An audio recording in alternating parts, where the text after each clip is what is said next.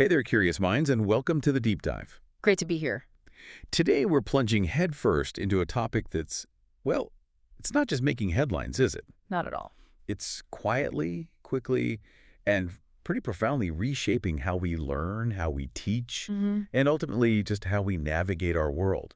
We're talking about artificial intelligence, AI. Right. But we want to go beyond the buzzwords today. We want to ask, what does AI really mean for how you learn and teach? Or even just how you interact with information every single day? Yeah, let's unpack that. Okay. Because this isn't just about, the clever algorithms running behind your latest app or your streaming service. No. We're really zeroing in on a concept that's becoming increasingly critical, AI literacy. AI literacy, yeah. And it's about more than just like using AI tools. It's really about understanding them, evaluating them critically. Critically, yeah. And then confidently putting them to work. So our mission today really is to equip you with essential insights. Where are we pulling from? Well, we've got a 2025 AI literacy white paper from the Hong Kong Digital Currency Association, which kind of shows you just how broad this conversation is. Okay, interesting source. Yeah, and also some cutting-edge research from ArcSiv, where a lot of new academic findings pop up first. Right. And then practical perspectives from educators on the ground, from places like Teaching Channel and the Chronicle of Higher Education. Good mix. So the goal is... We want to help you cut through the noise, basically. Become a truly informed participant in this landscape that's changing incredibly fast. You know, it's funny, you might not even fully realize it sometimes, but AI is already this quiet, powerful force humming in the background. Everywhere. Almost every corner of our daily lives. Think about it, like the personalized recommendations popping up when you shop online. Yep. Or the way your bank flags a suspicious transaction. Right. Or even just how your phone translates text instantly. That's all AI at work. Exactly. It's influencing everything, from the services we use to, big decisions businesses are making. And it feels like it went from 0 to 60 almost overnight, doesn't it? Totally. 1 minute it's sci-fi, the next it's running your online shopping cart. Right. And that 2025 AI literacy white paper you mentioned, it really puts that into perspective. It highlights that AI adoption is set to just skyrocket. Yeah, the numbers are pretty stark, 45% back in 2022. To a staggering 85% projected by just 2025. 85%. But what truly struck me from these sources wasn't just how much AI is growing, but the sheer speed of it all. Exactly. That's the core of it. Think about the internet. That took, decades? Yeah, a long time to really reshape things. Right, to fully reshape our economy, our daily lives. AI, though, it's bringing similar, really profound shifts, creating new skill demands, impacting jobs, all in just a few short years. Wow. It's like comparing a leisurely stroll to a bullet train. That's a good way to put it. And this rapid acceleration, it really shows why professionals everywhere, folks in finance, people doing utility work, you name it, they have to pick up these new digital skills. It's becoming essential. Absolutely. And the white paper also warns, with new regulations coming in, tougher penalties for not complying. Grasping AI isn't just a nice-to-have skill anymore. No, it's table stakes now. It's becoming absolutely essential for ethical operations, for smart decision-making, and just navigating its societal impact. This isn't just for the tech gurus, it's fundamental for everyone. That makes perfect sense. When I first hear AI literacy, my mind immediately jumps to knowing how to type a good prompt into ChatGPT. Yeah, that's a common starting point. Is that what most people generally think? Because our sources really seem to highlight that it's much more nuanced than just knowing how to use a bot, isn't it? Oh, absolutely. The Center for Finance, Technology, and Entrepreneurship, CFTE, they offer a really insightful definition. Okay, what do they say? For them, AI literacy isn't just about operating the tools, it's about gaining a whole set of competencies. Competencies, right. That lets you critically evaluate these technologies, communicate and collaborate effectively with AI. Collaborate. Interesting. Yeah, and then confidently use AI as a tool wherever you are, online, at home, in the workplace. So that critical evaluation piece seems key. It's absolutely crucial. And why is that so incredibly vital right now, do you think? Well, because so many people are using AI without really understanding how it works deep down. Right. Just kind of taking the output at face value. Exactly. Where does its data come from? What are the implications? Without that deeper knowledge, there's a huge risk of just blindly trusting whatever the AI tells you. Which can lead to problems. Big problems, mistakes, or even really unfair outcomes. Imagine like an AI hiring system subtly filtering out qualified candidates just because of bias in its training data, Oh, or learning resources recommending totally inappropriate content to a kid. right. And this critical evaluation piece is just vital, especially now in a world where AI-generated content can so easily blur the line between what's real and what's fake. Mm-hmm. The whole misinformation, disinformation challenge. Exactly. Being able to spot that, it's becoming a superpower. It means actively questioning AI's outputs, not just passively consuming them. And thinking about the ethics, the privacy. All of it. You need to be aware of what's baked into these systems. Okay, so despite those potential pitfalls, and they are serious, the power of AI as an assistant seems undeniable, both for teaching and for learning. Oh, absolutely. For teachers, it can be a total game changer. Yeah, like how? Well, take Shannon Roos. She's an English teacher mentioned in one source. She actually turned her initial fear of AI. Which a lot of people feel. Right. She turned that into fully embracing it. Now she uses it for things like differentiating instruction, personalizing learning pathways for students. That's huge for teachers. It is. She even creates AI bots to handle common student inquiries. And she developed an entire AI syllabus guide to help her colleagues figure out acceptable AI use. Wow, proactive. Very. And the UK government's 2024 research briefing, it points out how these technologies can genuinely reduce workload and improve teaching efficiency. Okay, that's music to a teacher's ears. Right. Assisting with everything from lesson planning to creating tailored learning experiences.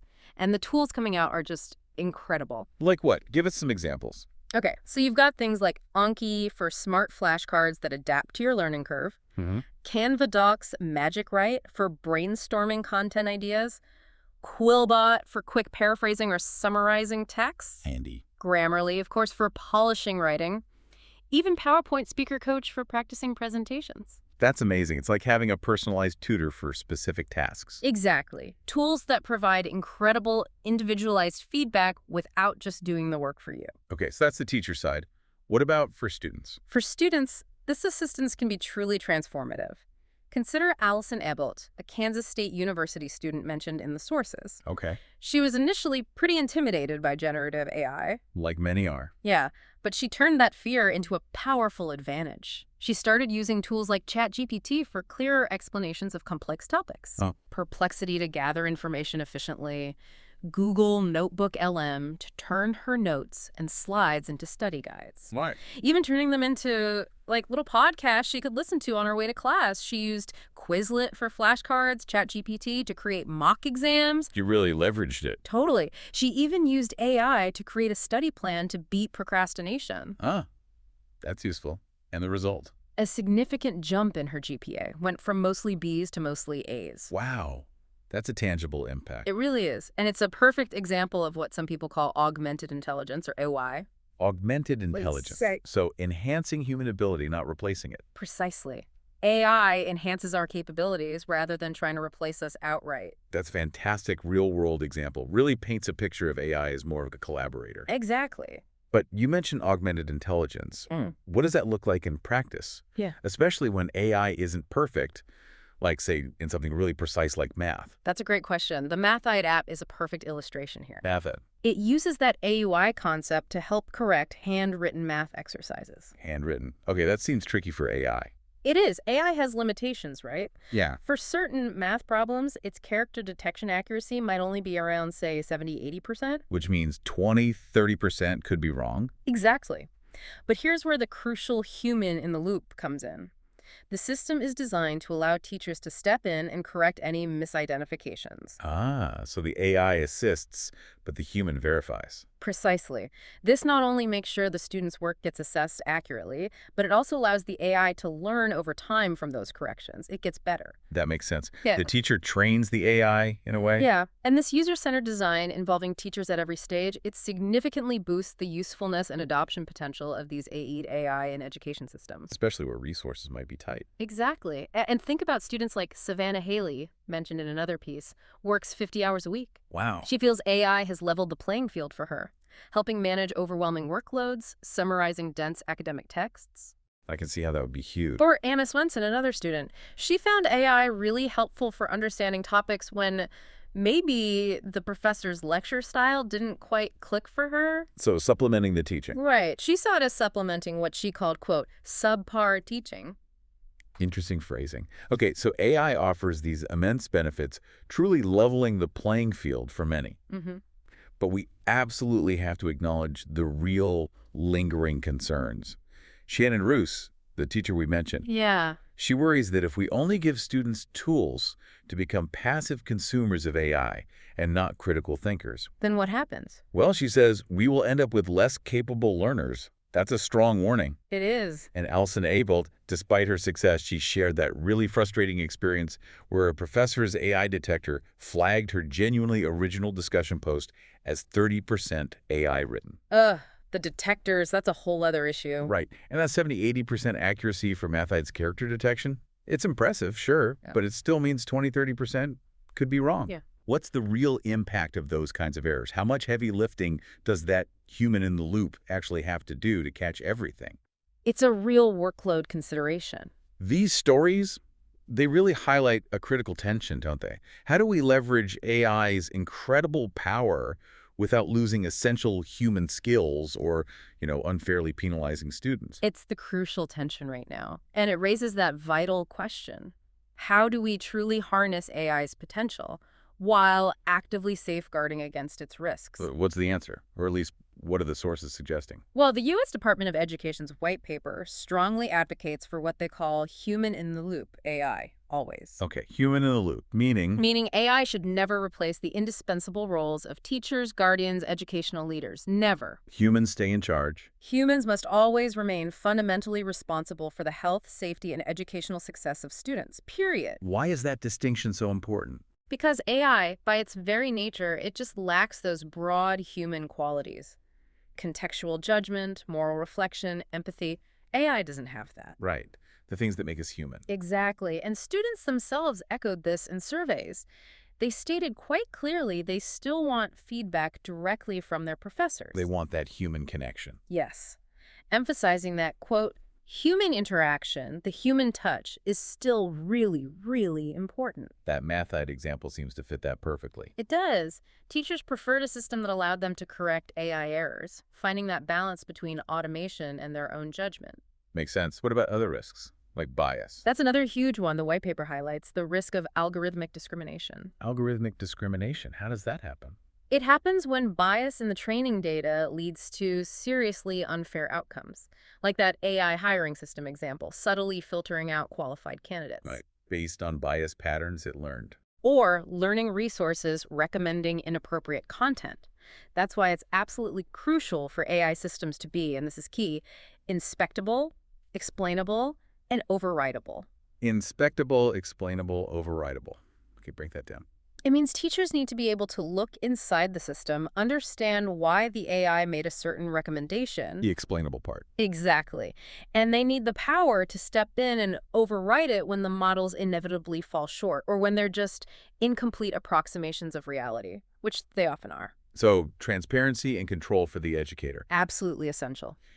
This whole conversation about AI in education, it feels like it's not just confined to classrooms and lecture halls. Not at all. It's genuinely for everyone listening because, as that white paper makes clear, while only about, 15% of the workforce will be directly designing AI systems, Yeah, a relatively small group. a massive 85% will rely on AI to perform their daily tasks. 85%. Think about that. Just think about that for a second.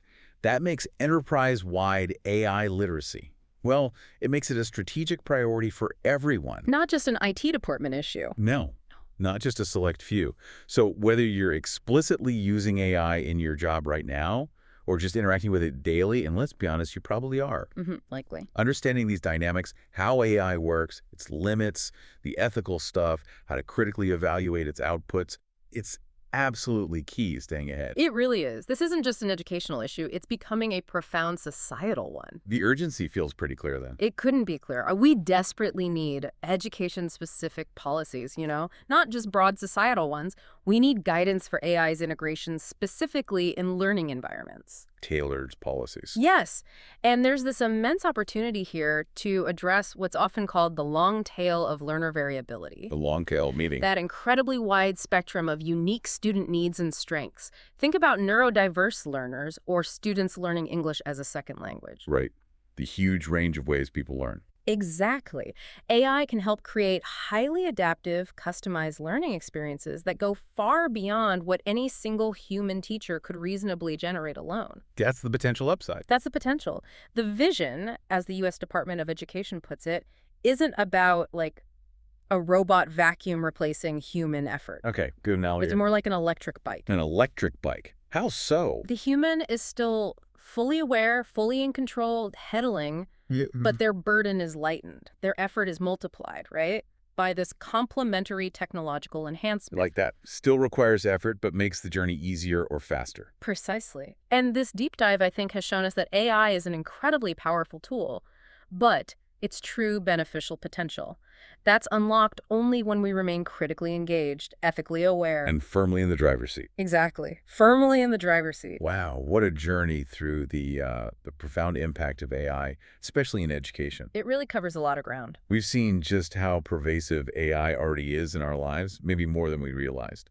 Why AI literacy isn't just a buzzword, but a non-negotiable skill for, well, literally everyone. For everyone. And how AI can act as this incredibly powerful assistant both for teachers and for students. Yeah, the augmentative power is real. But crucially, we've also really unpacked that critical need for human judgment, for ethical oversight, and for transparent systems to keep us, well, human. Couldn't agree more. And the journey toward true AI literacy, it's an ongoing one. It demands continuous learning and adaptability from all of us. It's not a one-and-done thing. Not at all. So as you go forward from this conversation, we really encourage you to reflect. What does it truly mean to learn, to think critically, to innovate in a world where AI can generate answers almost instantly? Yeah, edit your writing, build apps. Right.